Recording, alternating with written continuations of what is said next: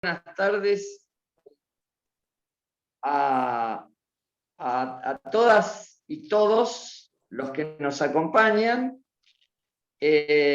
Vamos a hacer 2 minutos de historia y después empezamos a lo que ustedes vinieron a buscar, que es el conversatorio. Sencillamente, puedes hablar, ¿no? somos una consultora. Hola Moni, Hugo, ¿qué haces? Moni, compañera mía de la maestría. Hola Hugo, ¿cómo estás? Bien, y vos, gracias por estar. Un gusto acompañar. Gracias. Bueno, hace 15 años que, junto con 2 socios míos, el ingeniero Balonga y el magíster Adolfo Quiroga, tenemos una consultora que se llama Sistémica. Este año resolvimos crear una división en educación y resolvimos incorporar 2 consultores seniors en el área de capacitación. Los consultores, uno es licenciado en psicología, se llama Guillermo Spinelli, y la otra es licenciada en relaciones públicas, se llama Mariana Rutigliano.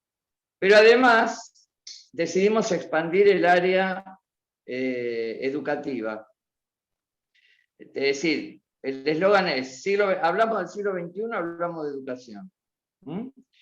Entonces dijimos, bueno, vamos a buscar a alguien muy exitoso. Y esa persona muy exitosa es la psicopedagoga Natalia Preste, que es la titular de Red de Aprendizaje y que hace 3 años más o menos se lanzó al ruedo y se ha caracterizado por hacer los mejores eventos con las mejores especialistas. Así que ella es la nueva dueña del negocio, como se dice en el argot del management, la nueva dueña del negocio de la División de Educación de Sistémica. Las cosas buenas hay que festejarlas. Entonces resolvimos festejarla organizando un conversatorio, y nada mejor que traer a mi gran amiga, la doctora Valeria Busanra, número 1, sin duda, en comprensión lectora de este país. Valeria no me hace falta presentarla, ya sabemos que es del CONICET, es doctora en lingüística, autora de numerosos trabajos, enseña en Alemania, enseña en Italia, enseña en todos lados. Y hoy nos hace el enorme honor de acompañarnos en este evento inaugural de la División de Educación de Sistémica. Muchas gracias, Valeria, por estar con nosotros, un gran placer. Hacía mucho que queríamos darnos el gusto de estar juntos en un evento y lo estamos logrando esta misma tarde. Así es, y soy yo la agradecida a Natalia, una genia, a vos, bueno, nada, me encanta esto que me nombraron algo así como era testigo de casamiento, una cosa así, Testigo de casamiento. de la unión de las instituciones, así que me siento muy honrada y les agradezco, y le agradezco a cada uno y a cada una de las que están conectadas a esta hora de un día de junio, de fines de junio, de pleno invierno, después de trabajar, así que un placer, muchísimas gracias. Bueno,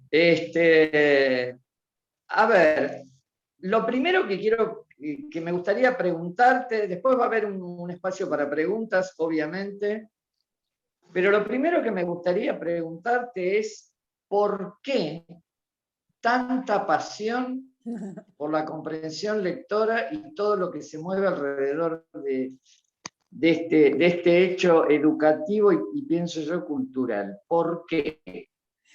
Yo también me lo pregunto, Hugo, ¿por qué hice esto? Pero de a poco voy teniendo algunas respuestas. No, en realidad, a ver, a mí lo que me fascina, a lo que me dedico con mucho placer, así como Silvana hablaba de su trabajo también, es al lenguaje.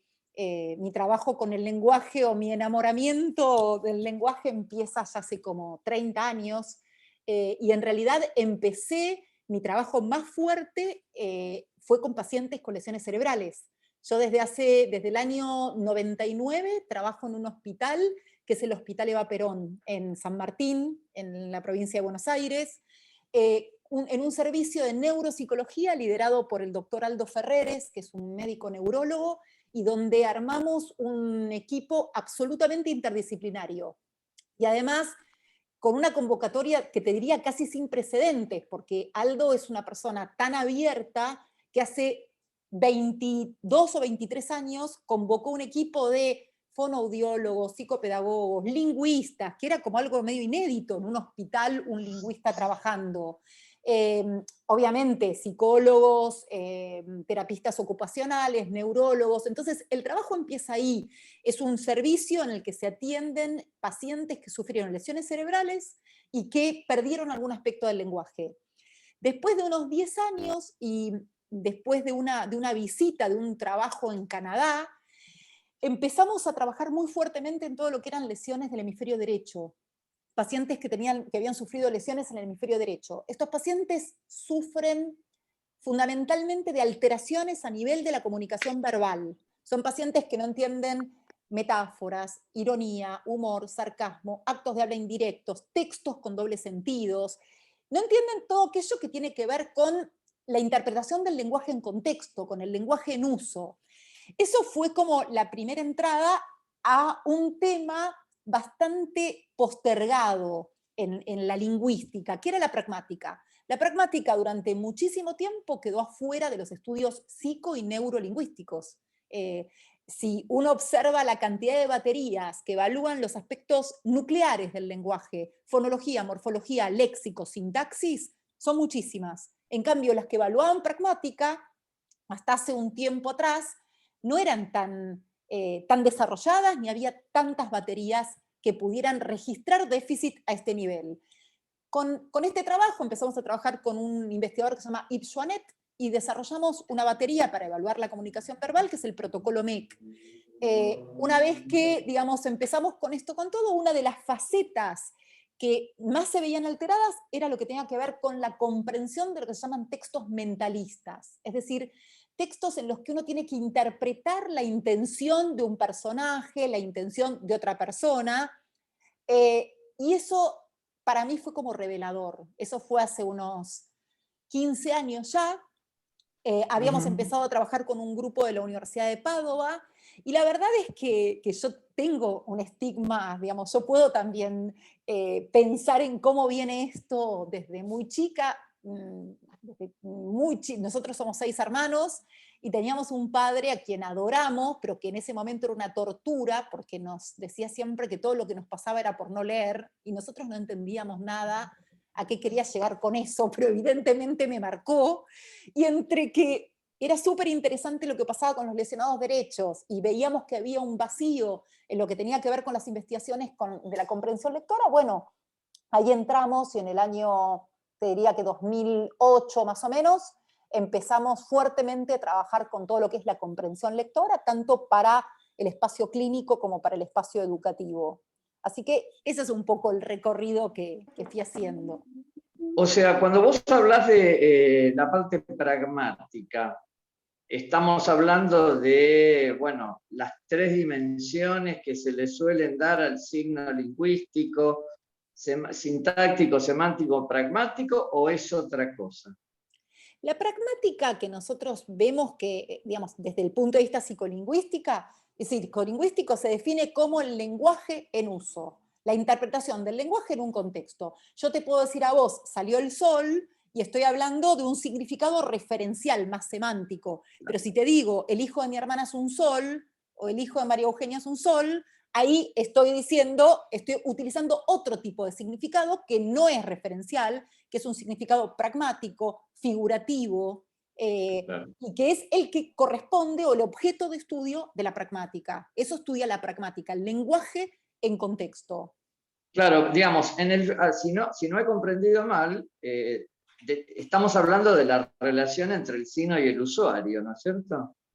Exactamente, es decir, el signo en algún punto, entre el usuario y el contexto, el signo, el usuario y el contexto, te diría, faltaría, claro, la pata sería el contexto, lo fuerte de, porque justamente la interpretación de un significado pragmático o no pragmático se da en contexto. Yo te puedo decir a vos, qué lindo el peinado que te hiciste hoy, y también te puedo decir, qué lindo peinado te hiciste. Y ahí, diciendo exactamente lo mismo desde el punto de vista referencial, desde el punto de vista pragmático, cambia la intención, solamente por la entonación. Entonces, el signo hasta cierto punto alcanza, porque necesitas ese contexto y todo ese entorno de lo que serían los aspectos extralingüísticos, como por ejemplo la prosodia, claro, que hacen que se complete la intención o el significado que yo quiero transmitir.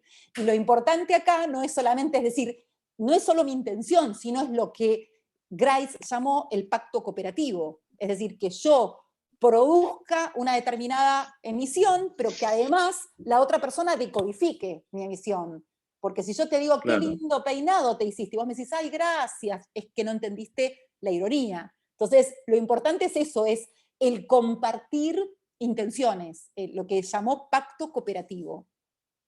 Te diría que hubiera sido mejor que este conversatorio, a la luz del ejemplo que acabas de dar, lo hubiéramos tenido hace 6 o 7 años, porque evidentemente es difícil que alguien me diga qué lindo peinado te hiciste a la vista del escaso insumo disponible, ¿no? Pero saliendo de eso, y ahora no te puedo culpar, lo dije yo, no lo dijiste vos.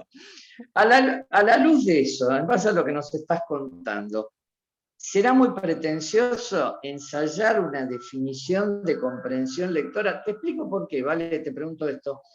Porque, a ver, lo que hay, nosotros, bueno, hemos compartido otro tipo de espacios y demás.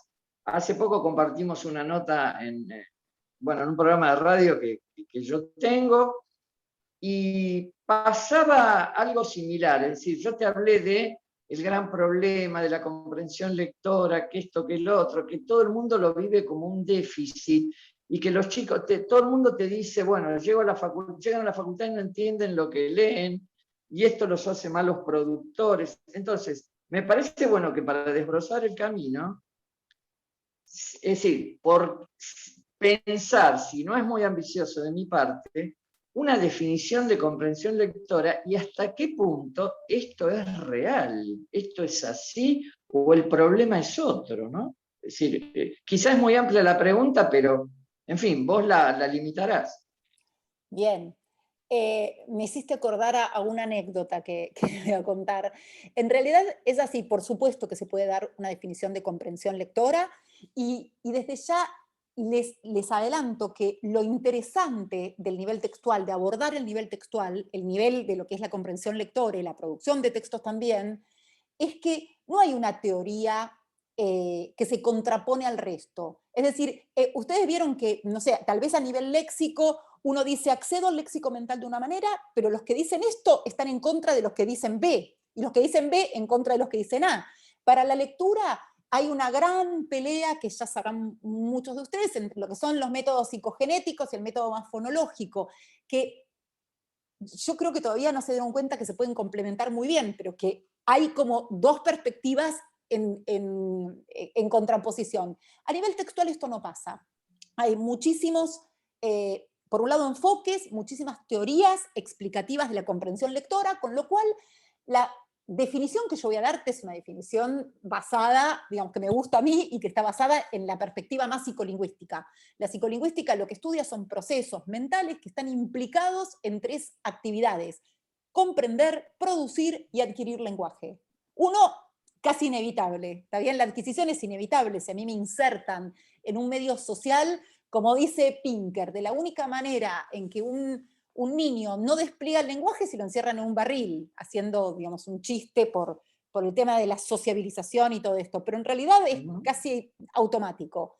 Y la producción y la comprensión del lenguaje oral y del lenguaje escrito, ¿no? Pero lo que estudia entonces son procesos mentales. Ahora, yo lo que creo es que es muy importante para definir comprensión de textos hacer un encuadre de qué es lo que vamos a llamar lenguaje también. Entonces, yo siempre empiezo por esa parte, y me acuerdo que cuando yo lo conocí a Hugo, cuando te conocí, Hugo, yo estaba siempre, me encanta empezar siempre preguntando por alguna palabra difícil. No sé, ahora, por ejemplo, pregunto muchas veces por serendipia, por limerencia, y en ese momento, que fue hace muchos años atrás, pregunté si alguien sabía en todo el auditorio qué significaba cuásar.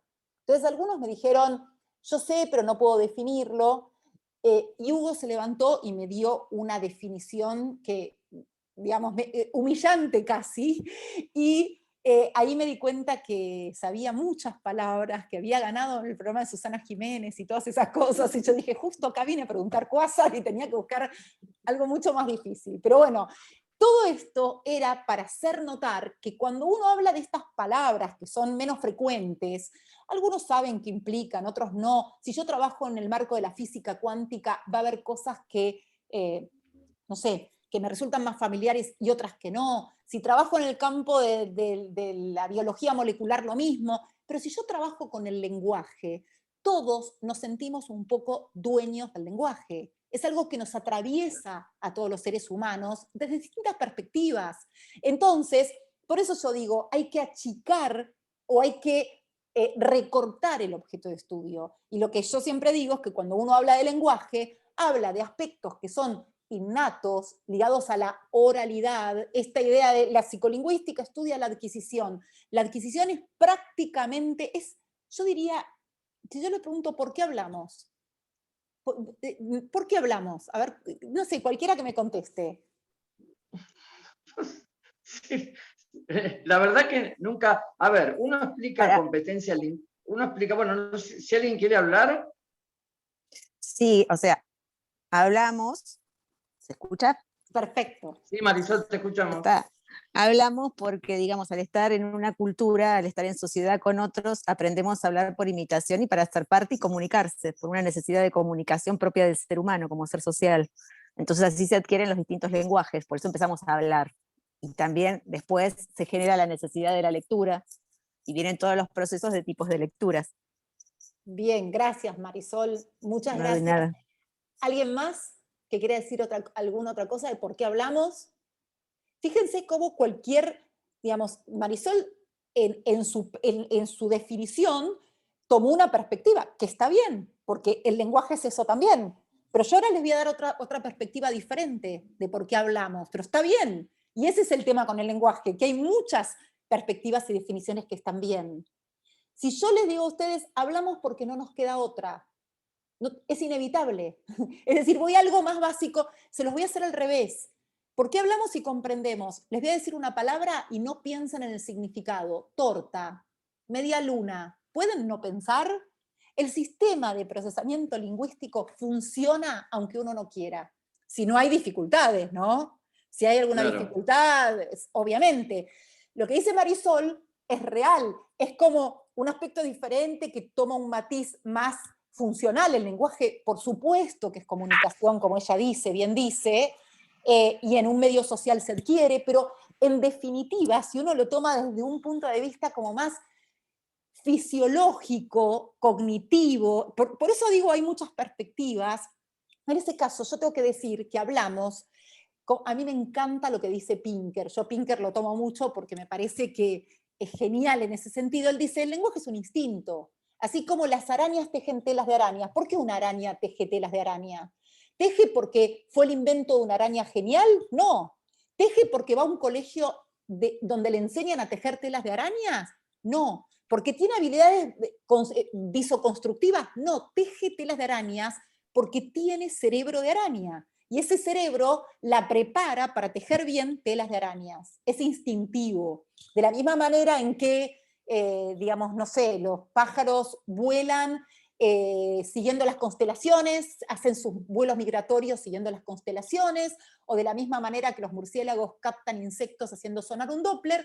Va a decir Pinker, los seres humanos tenemos nuestro propio espectáculo que consiste en quién le dice qué a quién, a partir de la modulación de una serie de sonidos que se producen cuando expiramos, cuando largamos aire. A ver, básica, ¿no? La verdad que digamos, estás metiendo un concepto que, bueno, daría para discutir, hablar claro. demasiado tiempo. Otro Ya tiraste conversatorio. varios títulos, pero este me parece muy interesante. Me quedó en la mente esto de la araña, ¿no? Es decir, tiene cerebro de araña, dijiste. Nosotros tenemos cerebro de parlantes, entonces. ¿Es eso? A ver, muchas especies animales tienen sistemas de comunicación, tienen lenguaje, si lo definimos como sistema de comunicación, sin dudas, y sumamente sofisticados. Las abejas, con su vuelo, transmiten cuánto alimento encontraron. Los monos, los gorilas, los delfines, las hormigas, los pájaros. Los pájaros son increíbles. Los pájaros, por ejemplo, tienen un periodo crítico también para el desarrollo del canto. Ese periodo crítico que después se conoció como periodo sensible, lo que son los seres humanos, y se dijo, bueno, si un ser humano no adquiere el lenguaje, no despliega, no desarrolla el lenguaje en un medio social, y hubo algunos casos así de extremos de aislamiento, hasta los 8, 9, otros dicen hasta los 12, 13 años, ya el lenguaje no se adquiere de la misma manera. Con los pájaros pasa algo similar. Si yo saco un pájaro carpintero y lo pongo en otra especie de pájaro, en los primeros días, porque el periodo crítico de los pájaros es mucho menor, es de 5 o 6 días, no es de años. Si yo pongo el pájaro en otro grupo, el pájaro va a desarrollar el canto de ese grupo y no del que pertenece. Es decir, que fíjate cómo el lenguaje de las otras especies animales también sigue las características o toma las características que tiene el lenguaje humano. Pero, ¿qué es lo característico del lenguaje humano? Y una vez más, desde la oralidad, Marisol dijo muy bien, por un lado hablamos, por otro lado después desarrollamos la lectura, la escritura, la comprensión de textos. ¿Qué es lo característico? Y acá, bueno, discúlpenme, yo estoy muy sesgada por Chomsky, porque en la lingüística, digamos, desde que empezamos la carrera, nosotros trabajamos con esa perspectiva, aunque reconozco también las limitaciones de muchas de sus cosas, pero lo que él caracteriza el lenguaje humano a partir de lo que llama el aspecto creativo del uso del lenguaje. ¿Qué es este aspecto creativo del uso del lenguaje? Es la capacidad. Porque él no es que dice el lenguaje es innato y ya está. Él dice, los seres humanos traemos una predisposición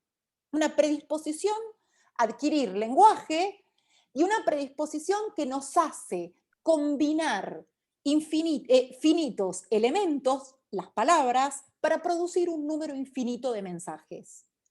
Nosotros estamos hablando acá y de pronto, no sé, hace una semana atrás di una clase y esto lo di diferente, dentro de un mes doy otra clase y esto lo doy diferente. Puedo hablar del mismo concepto, pero en general las combinaciones, excepto que lo haya estudiado de memoria, las combinaciones son inéditas. Entonces, te diría que lo característico del lenguaje humano es lo que él llama la gramática universal. Es un conjunto de reglas, de regularización, y él dice, si no estuvieran estas reglas, ¿cómo podemos explicar que un chico de 3 años diga ponido, no me acordía, o la imprimidora? Si son palabras que en general uno no escucha de un adulto, en general, ¿no? No escucha de un adulto, con lo cual lo que uno tiende a pensar es que está aplicando desde muy temprano reglas de regularización, que justamente de eso se trata esa gramática universal, que después se va transformando también en gramáticas particulares, como también dijo Marisol. Las distintas lenguas constituyen gramáticas particulares. Tenemos la gramática del coreano, del español, del portugués, etcétera, etcétera. Pero todo esto que estamos diciendo, porque ya me fui por las ramas, todo esto que estamos diciendo se remite al lenguaje oral. Entonces, el primer punto a distinguir, y esto Gustavo lo escuchó hace menos de una semana, perdón Gustavo, es entre habilidades innatas y habilidades lingüísticas culturales. Las culturales son habilidades con las que no se nace, nadie nace sabiendo leer, nadie nace sabiendo escribir, nadie nace sabiendo producir ni comprender textos. Hay que enseñarlo y hay que ejercitarlo. También son habilidades diferentes. Si yo no las enseño, no se desarrollan. El cerebro no viene con una receta, así entre comillas, preparado para hacernos leer. ¿Cómo se desarrolla la lectura? Se toman ciertas... es decir, la lectura se desarrolla cuando el lector está preparado para desarrollar la lectura. Un chico no puede leer al año o al año y medio. Se desarrolla cuando está preparado. ¿Y cuándo está preparado? Cuando ya tiene mayoritariamente desarrollado 2 áreas puntualmente, la de la visión y la del lenguaje. Entonces, en el medio, ¿qué hace la lectura? Toma áreas del lenguaje, zonas más temporales, zonas más ligadas al occipital, que sería más lo visual, y a partir de estas áreas que sí vienen determinadas para otras funciones. Fíjense que nosotros reconocemos rostros, desarrollamos el lenguaje, reconocemos objetos, y lo hacemos de manera como muy natural. Nadie nos enseña a reconocer un rostro. Sin embargo, la lectura sí tiene que ser enseñada. Toma áreas de un sistema que viene, digamos, determinado de manera innata, como es el lenguaje desde el punto de vista de la oralidad y de lo visual, y a partir de eso se establece un sistema específico para leer, para la lectura. Es por eso que se dice, el cerebro de una persona, el cerebro no, la activación cerebral de una persona alfabetizada es diferente al de una persona analfabeta. Si uno observa en una resonancia cómo se activan las áreas cerebrales, por ejemplo, de lo que se llama la caja de las letras, el lugar que no existe, cuando uno nace no existe, y cuando uno aprende a leer y escribir, hay un área puntual entre el área temporal y la occipital que donde se genera conectividad. Entonces, cuando vos llevas a cabo una tarea de lectura, en la persona analfabeta, obviamente no puede leer, pero aún tareas de denominación, esas áreas no se activan, pero cuando le haces hacer una tarea de denominación, decirle a una persona que esto es un teléfono, se ve también que se activan ciertas áreas que son las áreas ligadas a la lectura, y que son las áreas que aparecen recién cuando adquirimos la lectoescritura. Entonces, eso pasa con Pero la perdón, lectura. Sí. disculpa que te interrumpa. Obviamente eso está, por decirlo aristotélicamente, en potencia. Es decir, está la estructura que permite hacer eso, ¿no? O sea... Sí, está bueno lo que decís. Mira, hay, por ejemplo, hay varios, ay, no me salía el nombre, Gould, ahí está. Gould, que fue un biólogo que murió hace pocos años, que trabajó mucho con Richard Lewontin, con Pinker, con Chomsky. Él hablaba de algo así como spandrels. Los spandrels son los espacios que tienen las catedrales y que tienen fines ornamentales que no sirven para nada. Están porque estructuralmente se necesitan, pero no tienen una función. Ellos hacen una analogía y dicen que en el cerebro hay ciertas áreas que potencialmente están, como vos decís, y que en el momento determinado en que se desarrolla la función, ocurre esto, empieza a aparecer cierta conectividad. Hay un área y se toman funciones, ya te digo, una persona que no desarrolla del todo lo visual, o no desarrolla del todo lo lingüístico, no va a poder desarrollar tampoco la lectura de manera completa. Pero sí, hay como... de hecho, hablan de una palabra que a mí no me gusta nada, que es parasitar. Lo que se dice es que el cerebro parasita ciertas áreas ligadas a funciones que vienen determinadas de manera innata, para poder constituir una nueva área, un nuevo componente que se dedica al procesamiento de la lectura. Y esto es muy interesante. Si uno ve un paciente con una lesión cerebral que le afectó puntualmente el área de letras, se produce un déficit que se conoce como alexia pura o alexia sin agrafia. Estos pacientes, que en realidad ya se vienen reportando desde 1800 y pico, desde fines de 1800, son pacientes que pueden escribir perfectamente bien, pero no pueden leer nada. De hecho, uno les dicta, escriben gato, perro, caja, casa, y cuando uno les dice, ahora lea lo que escribió, no pueden leer. No pueden leer, y no son ciegos, son ciegos para la lectura. Lo que no pueden hacer es decodificar lo que está escrito. Parece como más de ciencia ficción que otra cosa, pero es algo que es real, es un déficit muy, muy, muy específico que muestra cómo hay un área del cerebro que se ocupa y que rige el lenguaje. A mí realmente me resulta paradójico lo que estás diciendo, porque, bueno, un poco el ABC de estas cuestiones dice que el lenguaje escrito es artificial, ¿no es cierto? En determinado momento decidimos que íbamos a escribir. De hecho, sabemos que hay civilizaciones que hablaron y no escribieron. Nunca pasó al revés. Claro. Es decir, no hubo una cultura que escribiese y no hablase. Es decir, me parece francamente paradojal lo que estás diciendo, y tengo una pregunta bomba para dentro de un ratito, pero primero te hago una transición. Bueno, has nombrado a Chomsky. Sí. O sea, a ver, Valeria da lingüística en la UBA y yo en algunas carreras doy en la UCAL, o sea, en la Universidad Católica de La Plata doy lingüística. Y bueno, los dos hemos sufrido diversos atentados de todo tipo por nuestra devoción a Chomsky, ¿no? Y recién cuando hablabas del tema del lenguaje creativo, hay un ensayo de él que segurísimo que lo conoces, que es El lenguaje del entendimiento, las 3 etapas, es un libro entero, pero es una serie de conferencias que él dio y se recopilaron, y en un momento él habla da como ejemplo una oración que a mí siempre me ha generado mucho ruido, que dice, el Dios invisible creó el mundo visible. Entonces, ¿qué pasa? En una primera mirada, si vos, por ejemplo, le das a un chico para hacer el análisis sintáctico de esa oración, es tan simple, es decir, es una oración facilísima de analizar sintácticamente, pero lo que está implícito ahí es la oposición, es decir, la oposición visible-invisible, bueno, Dios invisible creó el mundo, bueno, es decir, al margen de las creencias que tenga cada uno, pero lo que quiere decir es, Dios, que es invisible, creó el mundo visible. Hay una especie de antítesis, una especie de antinomia, es decir, que sirve para confrontar la naturaleza de Dios con la naturaleza de la creación.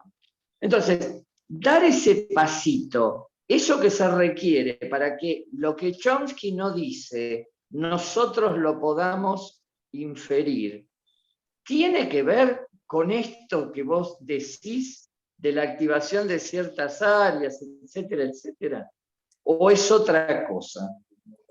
A ver, yo lo que no quiero es confundir con todas estas cosas desde distintas perspectivas. A Chomsky no le interesaba ni el uso del lenguaje, ni la comprensión de textos. Chomsky, aparte, era como muy franco. Él decía, a mí me interesa la sintaxis.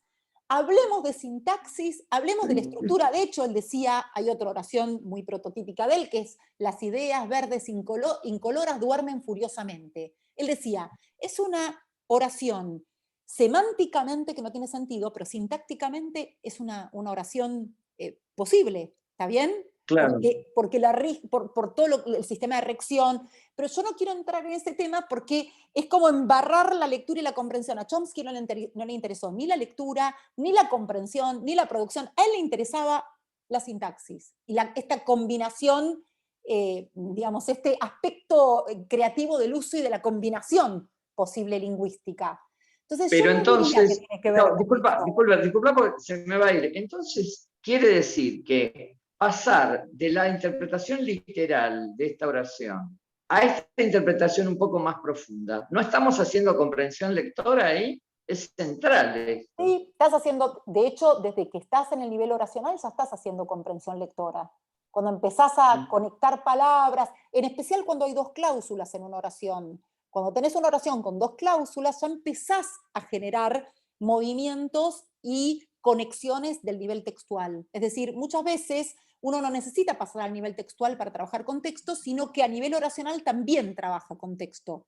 Con lo cual sí, por supuesto. Pero por eso digo, todo eso a Chomsky no le interesaba. Chomsky lo planteaba y decía, digamos, tiene un montón de planteos. De hecho, a mí, por ejemplo, me encanta en algunos puntos, hay muchísimas cosas de él que me encantan, pero hay otras que no me gustan nada. La visión que él tiene del desarrollo filogenético del lenguaje, cómo surgió el lenguaje, él dice que surgió por leyes de la física, de casualidad, y es algo que es como un poco inverosímil ahora. Es decir, hay muchas cosas de él que no encajan, en especial si uno lo que quiere hacer es una definición de lo que es la lectura y la comprensión de textos, que son habilidades culturales y que no son las habilidades que a él le interesan. Pero no quiero dejar, no me olvido, tengo que contestar qué es la comprensión de textos. Vuelvo a eso.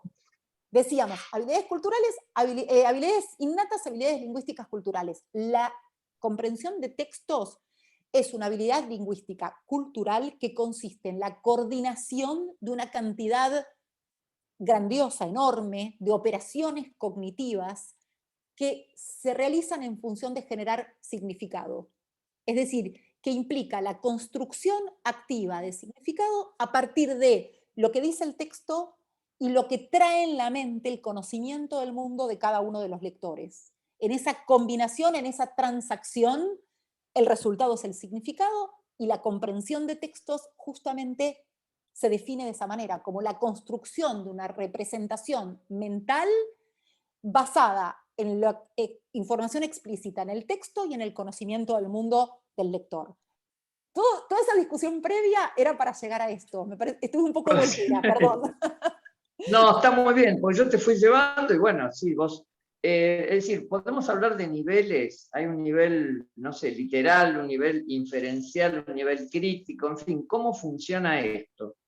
O sea, o es un solo plano, ¿cómo, en base un poco digamos, a las teorías que estás exponiendo y que representás? Sí. Eso también es importante, ¿no? O sea, vos misma dijiste que había algunos disensos en estas cuestiones, Sí. y me parece que es central que nos digas cómo ves el tema, por ejemplo, a nivel, digamos, con lo que tiene que ver con los niveles de comprensión, y en definitiva lo que le dio digamos, leitmotiv a este diálogo, que es porque es un desafío, es decir, cuando no somos buenos comprehendedores de textos, ¿por qué lo somos? Porque tenemos un problema de tipo fisiológico, si se me permite el término, es un mero déficit, es una anomalía, digamos, ¿cuáles son los alcances? Yo sé que es muy amplia la pregunta, pero lo que nos digas realmente va a ser muy, muy ilustrativo. Bien, acá también el otro día mencioné una cosa que a mí me encanta. Estamos terminando de escribir un libro que ya nos queda, creo que si yo no lo entrego esta semana me van a matar, así que estamos terminando verdaderamente. Y en toda la revisión que hicimos yo me encontré con un concepto que a mí me encantó, que es de un autor que se llama Bern, que habla de la división del trabajo para las habilidades cognitivas, digamos, ¿no? Y en especial para el lenguaje. Habla del lenguaje y habla de la división del trabajo. Y entonces dice, hay ciertas habilidades, digamos, todo aprendizaje es resultado de una combinación entre el aprendiz y el entorno. ¿Está bien? Es decir, se requieren el ambiente, la persona, lo individual, pero también el ambiente. En el desarrollo del lenguaje oral, el peso está puesto en el aprendiz, que es el que despliega todas estas cosas que veníamos diciendo, y obviamente que el entorno es importante.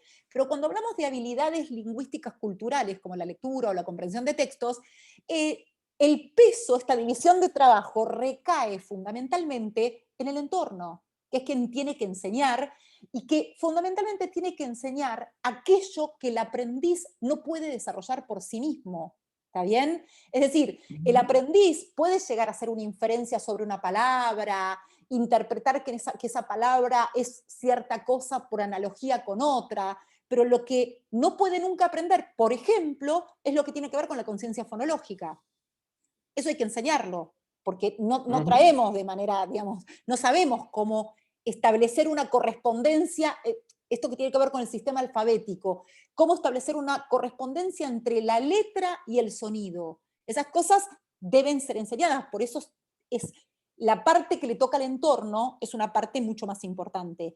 Y la comprensión de textos pasa lo mismo. Lo que pasa es que tal vez hay como más dudas respecto de cómo se hace para explícitamente enseñar a comprender textos, pero la enseñanza es imprescindible, el entorno es imprescindible. Entonces, cuando hay una dificultad de comprensión de textos, vos me preguntabas, es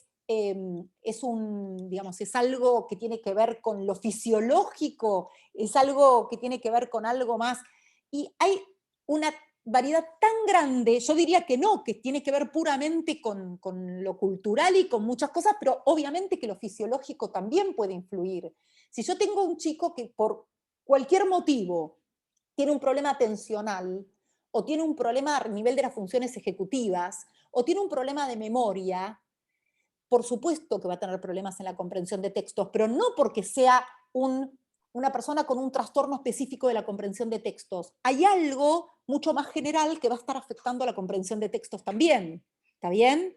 Entonces, la cuestión es determinar, es muy difícil encontrar que haya un déficit que sea puramente de la comprensión de textos. Y de hecho, a nivel lingüístico, cualquier dificultad que afecte lo fonológico, lo morfológico, lo léxico, lo sintáctico, también va a repercutir en la comprensión de textos. Por eso es tan difícil decir ¿de qué depende el déficit de la comprensión de textos? Depende de muchas cosas y muchas veces es mucho más sencillo de lo que uno imagina. Cuando uno aplica un programa de intervención, lo que se da cuenta es que el chico o el adulto no comprende textos porque nunca se le enseñó explícitamente a comprender textos. Cuando ese es el caso, todo esto es mucho más fácil. Cuando el caso es alguno de los otros que yo les decía, que hay un déficit en niveles más elementales, y ahí es un problema un poco más grande. Pero las causas pueden ser muchas, y vos mencionabas algo que yo dije la otra vez y que tiene que ver con que muchas veces uno llega a una escuela, por ejemplo, y de pronto escucha que todos los estudiantes comprenden mal textos y que nosotros, a partir de materiales y de instrumentos que aplicamos para valorar estas cosas, nos damos cuenta que las verdaderas dificultades están más a nivel de la producción de textos que de la comprensión de textos.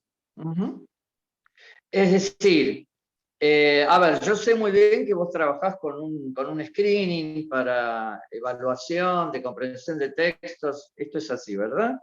Sí. Supone que medís, y bueno, los estándares son verdaderamente discretos, ¿no? Bueno, muy fácil. ¿Qué haces? O sea, muy pedestremente, ¿qué haces? O sea, ¿qué se hace? Porque además, con lo que acabas de decir, sí, claro, es decir, si uno no comprende, parece bastante lógico pensar que uno tampoco va a ser bueno produciendo. Es decir, toda la parte clínica de esto, me parece que es una preocupación real, no solamente cultural, sino a nivel doméstico.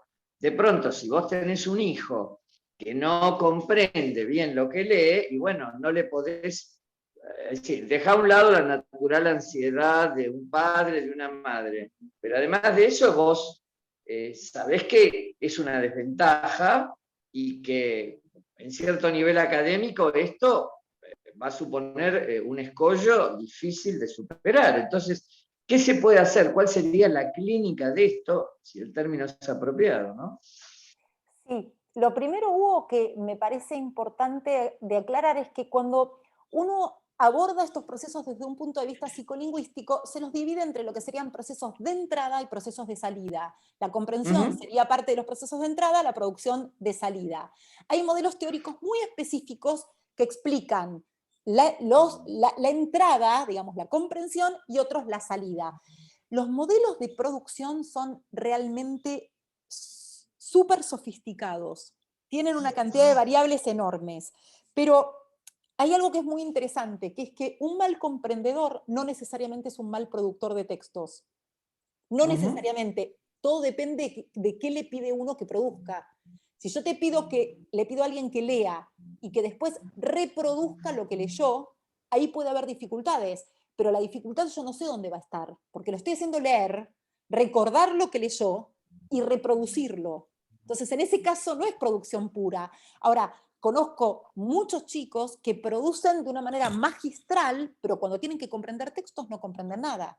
O chicos que comprenden muy bien, pero cuando tienen que producir textos producen muy mal. No logran establecer estos lazos cohesivos, asignar coherencia global al texto. Es decir, todo esto lo que marca es que son habilidades que son específicas de dominio y que requieren de procesos de enseñanza diferenciales y procesos de ejercitación o de mejoramiento, programas de mejoramiento o de ejercitación que también sean diferentes. Ay, no sé si quería decir algo más, me olvidé, perdón. No, está bien. No, que, a ver, estaba pensando en que de pronto no tenemos segmentada a tal punto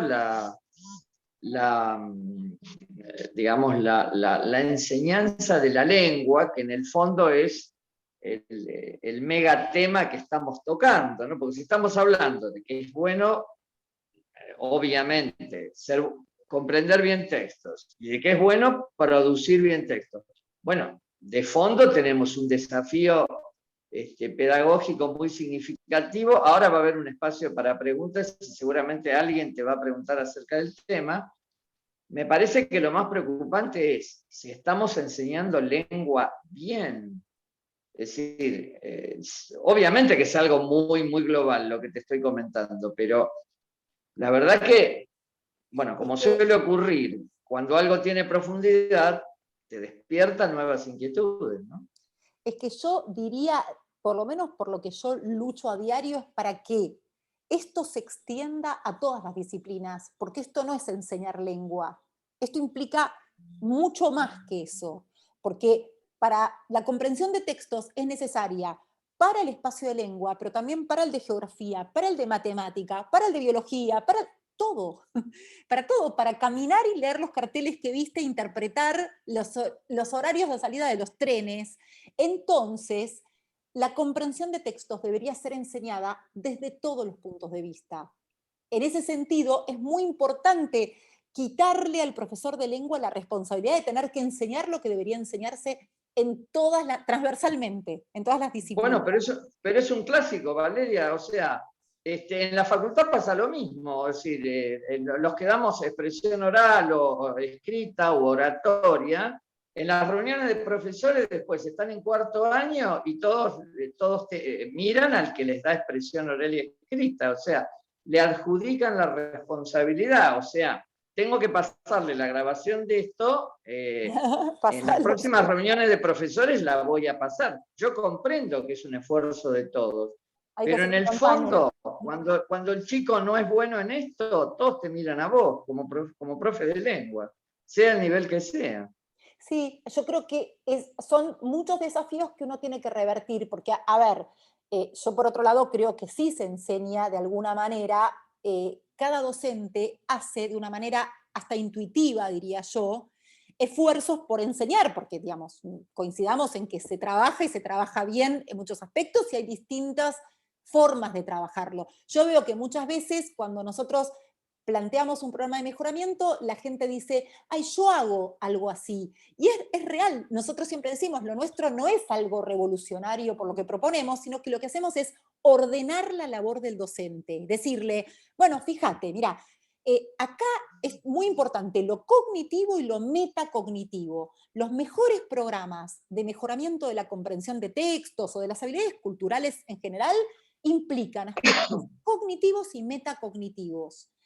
¿Cómo es lo metacognitivo? Y bueno, es la reflexión sobre el propio accionar, sobre los objetivos, sobre las estrategias, sobre uno mismo como lector. Entonces, ese trabajo y el saber lo que... Mira, yo siempre cuento como ejemplo que en un curso que hicimos para el Infod, el curso era, en ese caso en especial, sobre jerarquización de la información, que es tan importante para la comprensión lectora. Justamente, cuando uno comprende un texto es tan importante lo que activa como lo que suprime. Entonces, la jerarquización de la información es fundamental.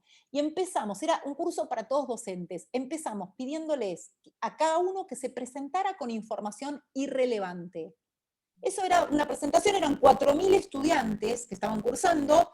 Yo diría que un 4% logró presentarse. Me acuerdo que teníamos uno que decía, cada 365 días cumplo años, todavía tengo pelo, y decía, no, eso sí es relevante, y no me acuerdo qué otra cosa más. Y hay otro que explicaba cómo estaba compuesto por un tanto por ciento de hidrógeno, un tanto por ciento de nitrógeno, pero en general nadie, porque ¿qué pasa? La superestructura de una presentación supone el presentarse con las cosas relevantes de uno. Entonces, ir en contra de eso y poder explicarles, bueno, fíjense lo que cuesta hacer esto, y eso es una forma de trabajar metacognitivamente, de darse cuenta que en ese caso en particular se está pidiendo que uno inhiba lo que en situaciones normales es relevante.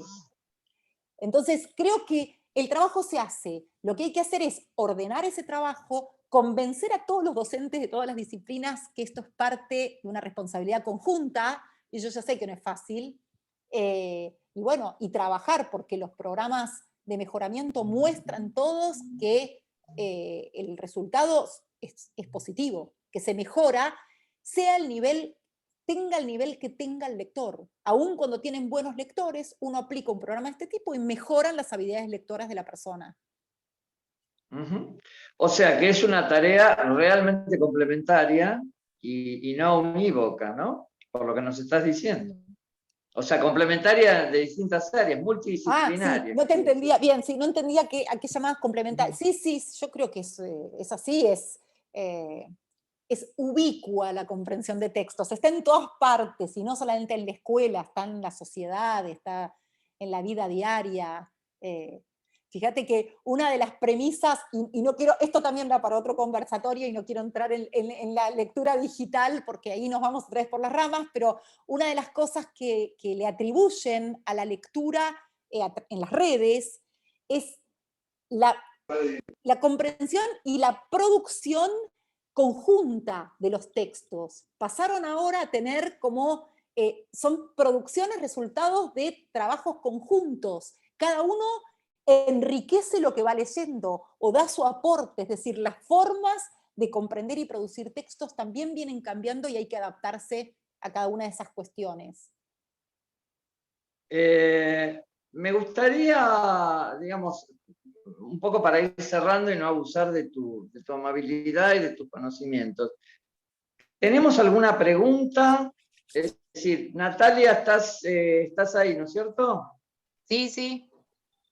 ¿Por qué no, fíjate que nos orientes en el tema de las preguntas, a ver si alguien quiere hacerle alguna consulta especial? Si quieren preguntar por el chat o activar sus micrófonos, pueden hacerlo.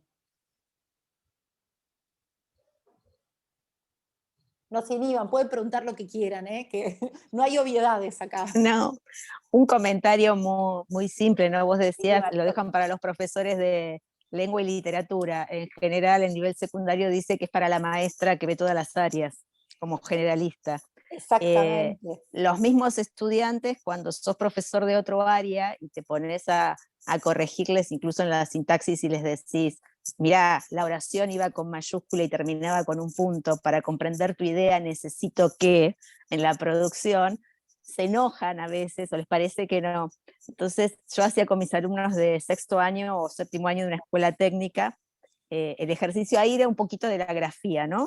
Sí. Les hacía escribir a ellos y como no querían, porque a veces no se podía interpretar sus signos, les decía que busquen la canción o lo que querían ellos que tuvieran ganas de escribir.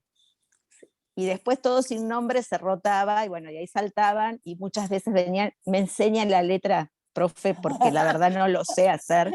Yo creo que es un poco sacar los miedos, ¿no? Pero bueno, es todo un cambio cultural. Los docentes jóvenes o nobles o más nuevos tienen otra mirada porque ya tienen otra cultura y tienen más la digital. Pero creo que tiene que ver también cómo nos fuimos formando. Sí, completamente. Sí. Y me parece muy valioso lo que estás diciendo, que incluso los estudiantes tienen esa percepción. Completamente, claro. Marisol, sí, sí.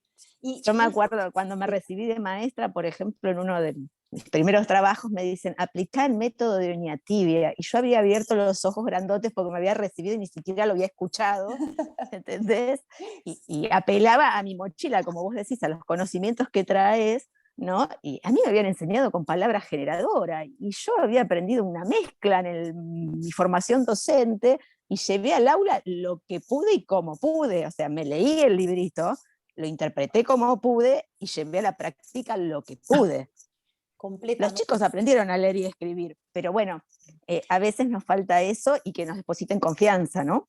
Así como el docente tiene que depositar confianza en el estudiante.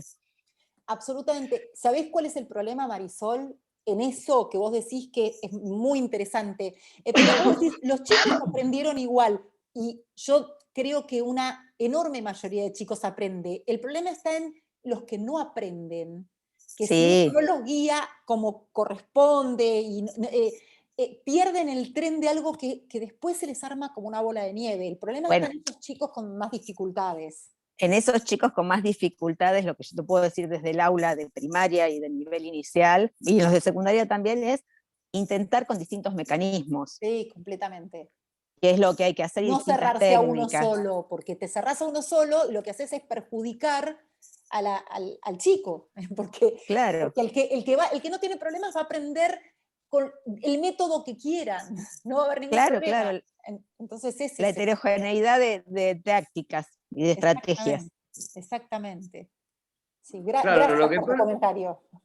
no, lo que pasa, me parece a mí, que yo no soy psicopedagogo, pero me da la sensación de que eso plantea algunas dificultades logísticas, ¿no?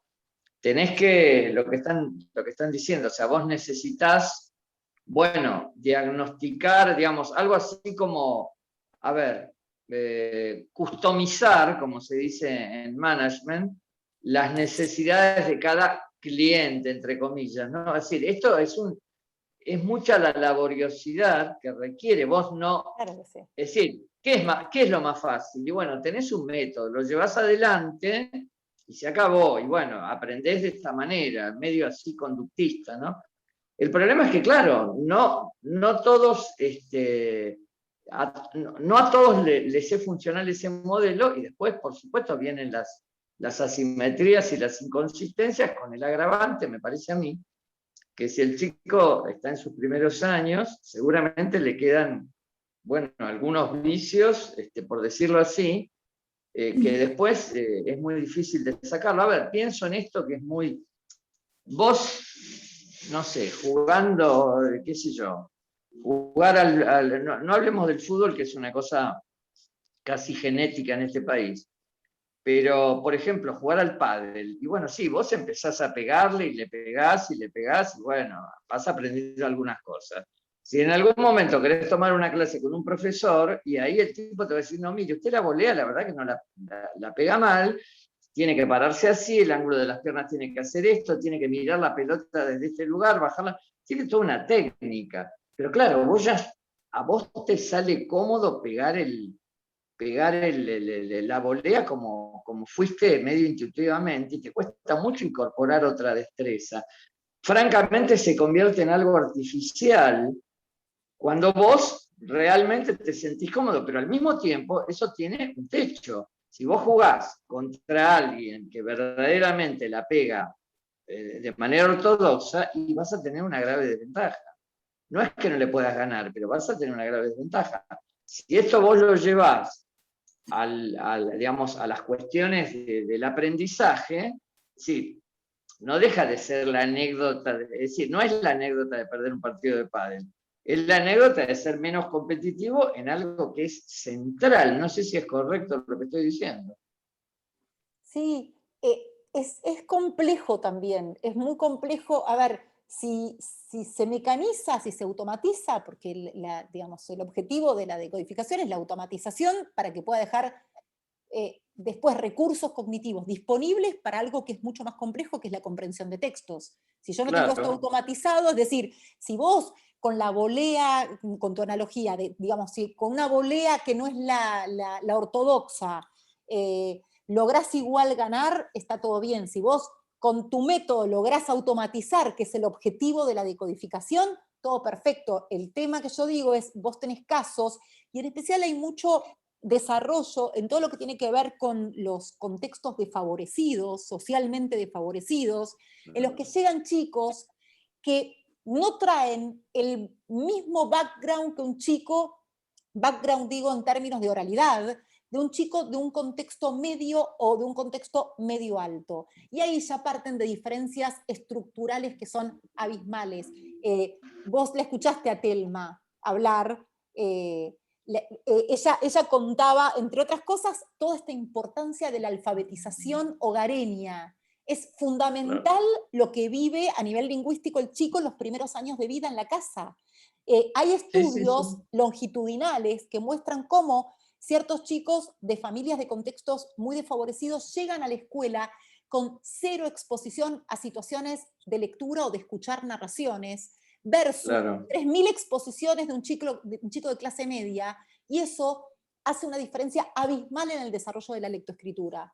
Entonces, cuando vos vas a enseñar la lectoescritura, esas cosas también tenés que tenerlas presentes. que la oralidad es un elemento de base y fundamental. Y hay chicos a los que no se les dirige la palabra cuando son chiquitos. Y hoy se sabe, como dice Estelma, para hablar hay que ser hablado. No alcanza con que se escuche lo que dicen alrededor. Hay que interactuar con el chico. Y esas cosas, si no empezamos cambiando también esas cosas, y bueno, entramos en un problema cada vez estructural, cada vez más complicado. Bueno, vos fijate que inclusive hay gente que te dice, bueno, no lo apures, no le enseñes cosas antes de tiempo, déjalo disfrutar, este tipo de cosas, que a mi modesto entender, bueno, en esto siempre es una cuestión de criterio, ¿no? Pero verdaderamente no se trata de exigirlo al chico, ni de que el chico, digamos, ni de generar que el chico se frustre porque todavía no está para eso, pero tampoco cortarle posibilidades, especialmente si vos sabés que hay esa avidez que hay en los chicos de aprender, que les gusta, y como bien decís vos, ¿no?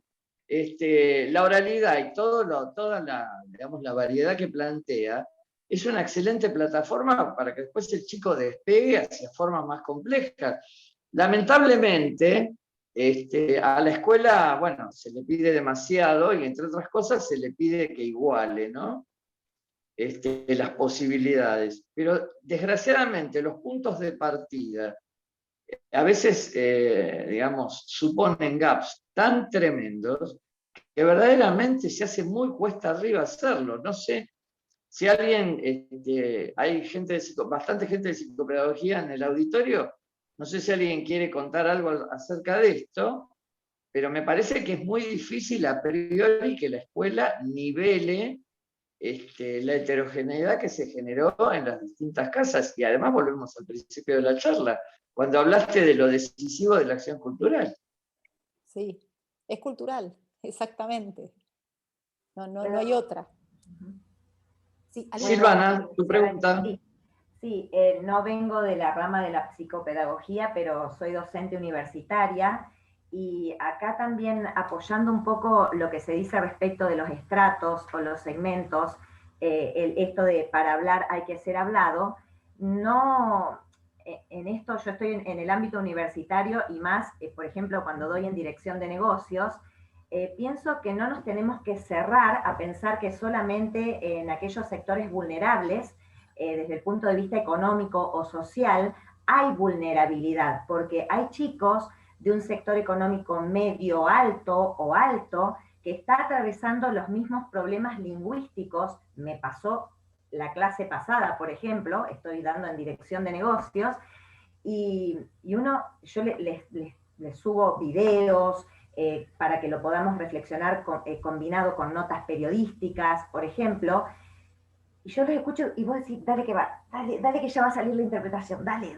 ¿viste? Y uno está de este lado de la pantalla como diciendo, y estamos como forzando de este lado, que tampoco quiero forzar las comprensiones, porque estaría haciendo mis propios cortes epistemológicos, que no los quiero hacer, porque cada uno tiene su propio corte epistémico.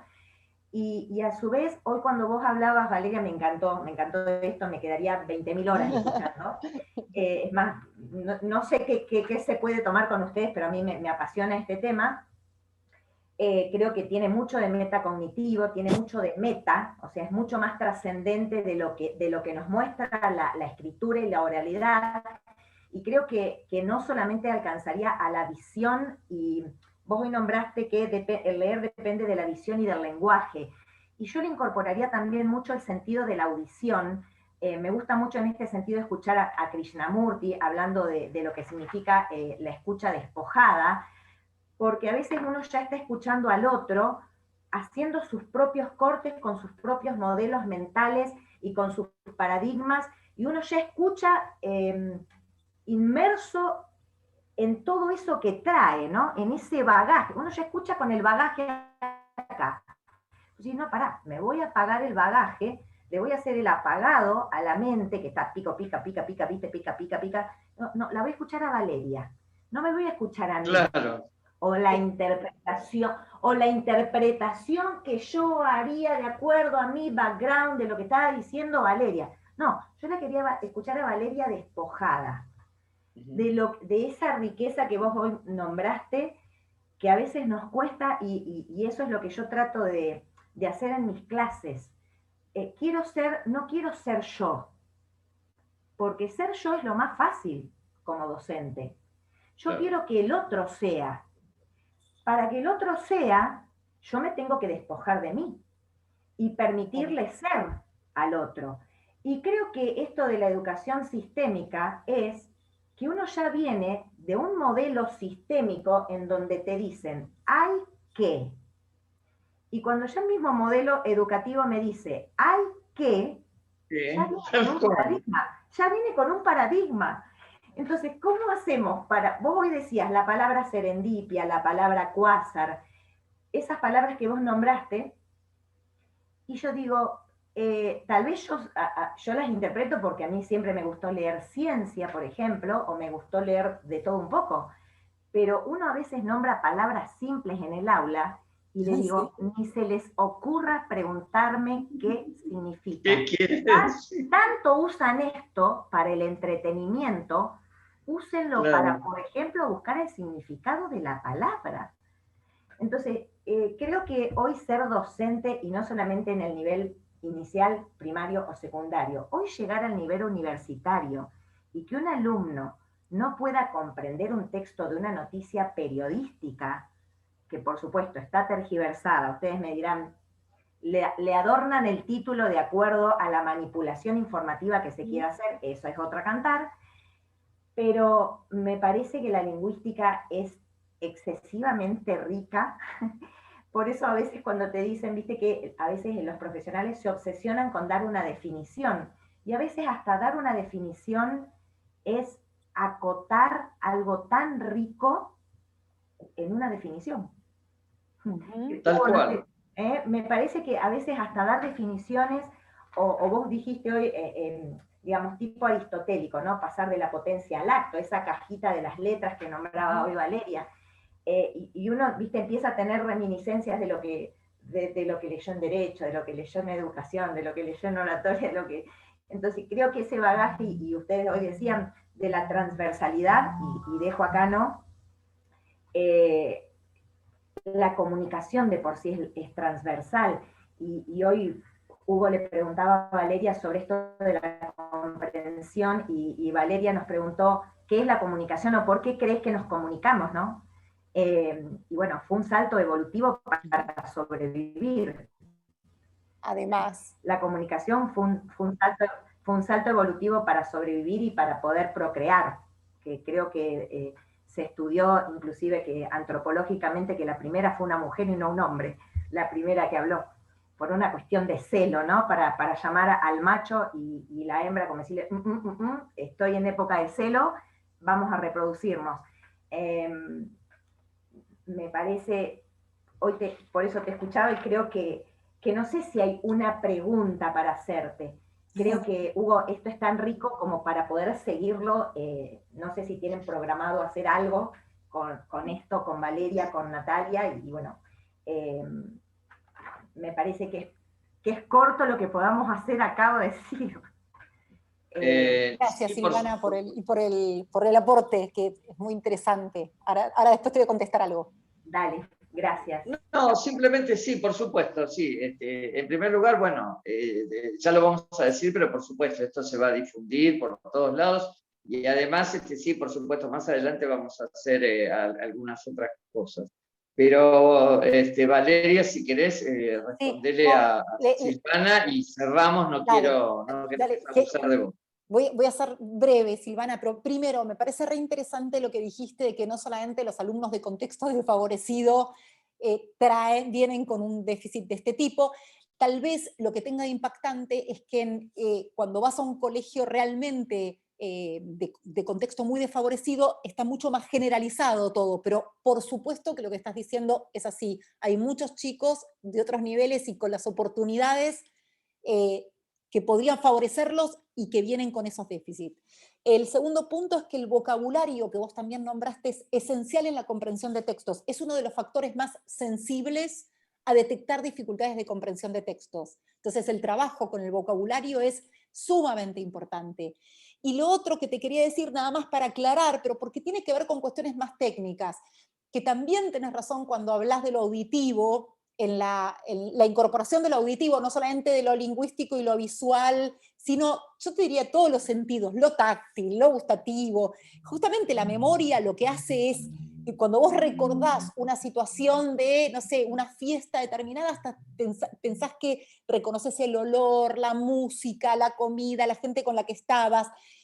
En esto que yo decía de lo visual y lo visual y el lenguaje, es puramente para explicar el surgimiento de la capacidad de lectura en términos de lectura de palabra aislada. No como comprensión de textos donde sí participan todas estas cosas, pero en la lectura de palabra aislada, es decir, en la capacidad de transformar letras en sonido, de extraer sonido y significado de las palabras aisladas, se comprometen aspectos visuales y aspectos lingüísticos, pero solo para eso. Listo, eso solo quería aclarar, no aclarar, sino comentar esas cositas. Bueno, Nati, ¿te parece que vayamos cerrando? Bueno, ¿Tenemos muchas gracias Valeria por acompañarnos en esta primera actividad de muchas. Bueno, gracias Hugo también y gracias a todos los que se unieron a este espacio. Muchas gracias. Nosotros, bueno, primero, Valeria, tu generosidad sin límites para compartir conocimiento, bueno, es algo que yo ya conocía, pero que ha quedado evidenciado una vez más. Les agradezco muchísimo, les agradecemos muchísimo con Natalia a todos los que han estado, por supuesto en nuestras redes, tanto en Facebook, en Instagram, en todos lados, como Sistémica Consultora y como red de aprendizaje, va a estar subido esto y ya las vamos a ir teniendo al tanto de actividades que vamos a hacer más adelante, porque como bien dijo Silvana, nos quedamos con ganas de más. Valeria, si querés cerrar. Ahí estaba escribiendo. No me hagas tener la última palabra, porque ya después entonces mis hijos te van a decir que sos vos el que propiciás esas cosas, pero no, gracias. No, yo solamente decirles que es un placer. A mí me encanta lo que hago, así que me encanta compartirlo con ustedes y además de todo, realmente me nutro mucho de todos los aportes que hacen, los escucho, los pienso, los reflexiono, trato de encontrarles explicación, así que mil gracias a todos ustedes y gracias por los comentarios también tan lindos y por supuesto a Natalia y a Hugo por la convocatoria. Muchísimas gracias y te digo, seguimos prolongando nuestros encuentros virtuales, nos encontramos de todas las maneras menos presencialmente. Es verdad, hace mucho. Tuvimos una época, tuvimos una época donde nos solíamos encontrar en ese lugar ahí en Belgrano, donde está la cúpula del Chrysler, ¿no? En esa confitería y hablábamos mucho. Después la agenda de los dos fue decisiva. Gracias de verdad, un beso muy grande, muy grande. Conste que no te hablé de Racing y de Boca. Menos mal, por favor, menos mal. Precio. Menos mal que no hay fútbol ahora. Bueno. Gracias a todos y bueno, dejamos inaugurada oficialmente nuestra alianza entre Red de Aprendizaje y Sistémica, que a no dudarlo va a dar mucho que hablar, sobre todo con gente tan extraordinaria como Valeria a la hora de convocar gente. Gracias mil, lo llevamos en nuestro corazón. Gracias a todos. Gracias a todos. Chau. Chau.